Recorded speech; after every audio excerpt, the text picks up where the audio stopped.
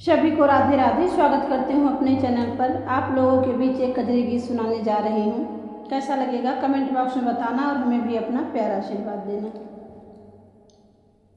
कहत बाटी हमार जियरा ना जरावा पिया, झगड़ा ना मचावा पिया ना।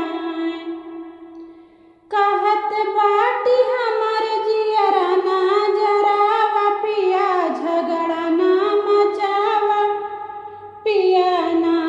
अरे झगड़ा ना मचावा पिया ना।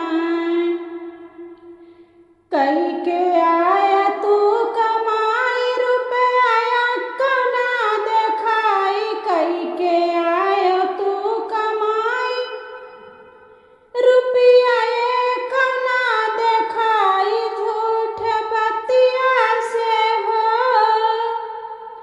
झूठ बतिया से जियरा ना जरावा पिया, झगड़ा ना मचावा पिया ना।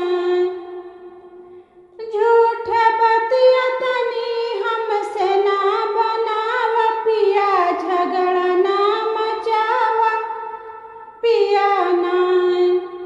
कहत बाटी हमार जियरा ना जरावा पिया, झगड़ा ना मचावा पिया ना।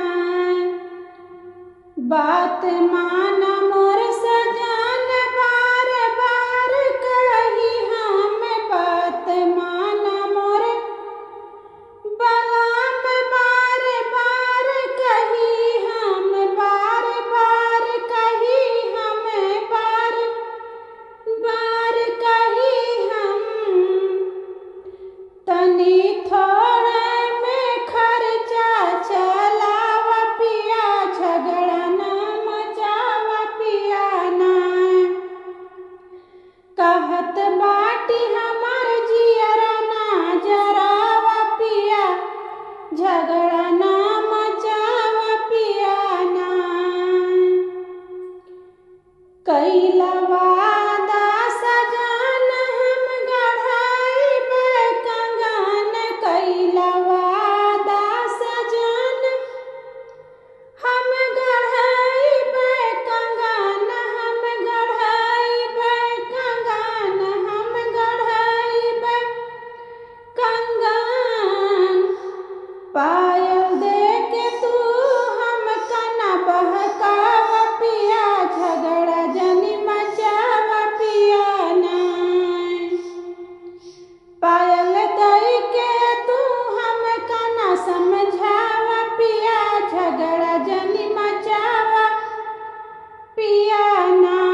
कहत बाटी हमार जियरा ना जरावा पिया, झगड़ा जनी